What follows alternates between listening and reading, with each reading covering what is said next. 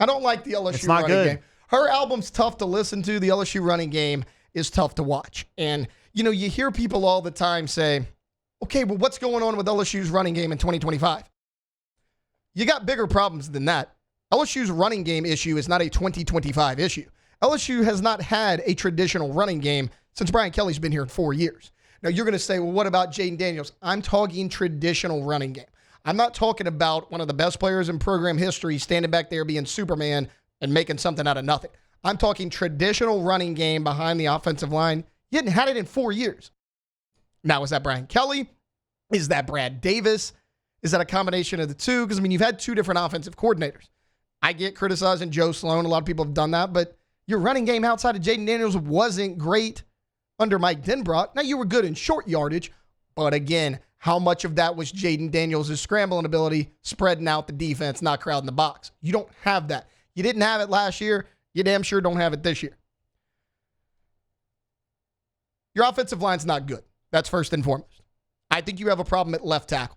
Everyone wanted to criticize Weston Davis at right tackle, and I get it. He's been shaky. It's his first year starting, but Tyree Adams really hasn't been as advertised so far throughout the 2025 season either. He was actually your lowest graded offensive lineman in that loss to Ole Miss. He graded out at 51.8, by far the lowest.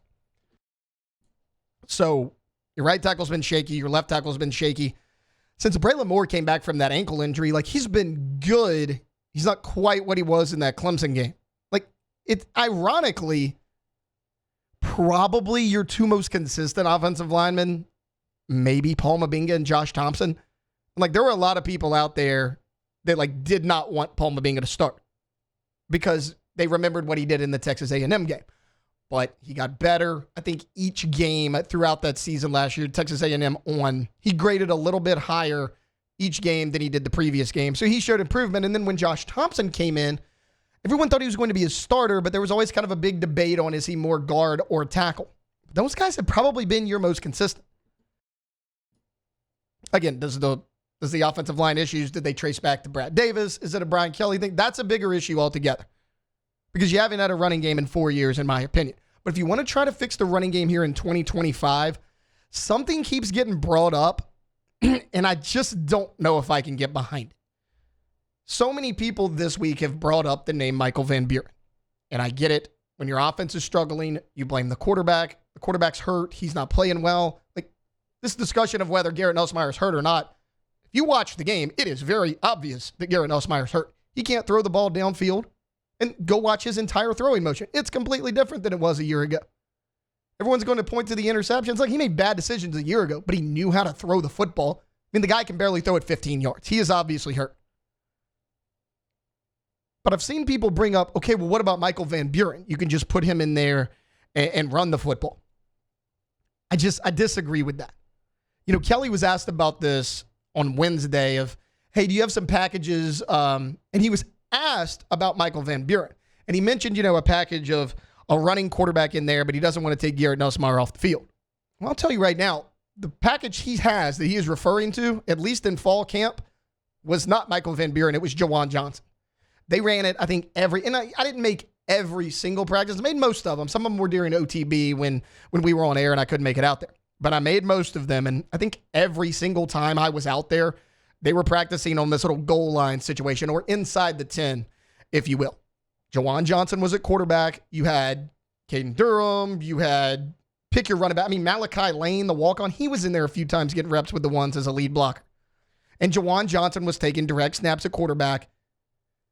But Kelly's answer was, well, I'm not going to take Garrett Nussmeier off the field. Two things. One, Garrett Nussmeier was not off the field with what we saw in fall camp. Garrett Nussmeier was lined up out wide. I'm good with not taking your starting quarterback off the field. But also, you worked on this a lot during fall camp, and you have a package in place. He said, we have a package in place, but I don't want to take Garrett Nussmeier off the field. So basically, you worked on this in fall camp. You have it in place, but you're never going to run it, is kind of what I took away from it. So maybe throw that out the window. But there's also the faction of LSU fans that have said, we'll just replace Nussmeier with Michael Van Buren altogether. I disagree with that. I think Garrett Nussmeier at 80% is better than Michael Van Buren. I saw Michael Van Buren in fall camp. He struggled a little bit. Now, at the time, I did not realize he was going against maybe the best defense in all of college football, but still he struggled. He missed some throws. He was good against Southeastern, but you're not playing a team of that caliber for the rest of the year.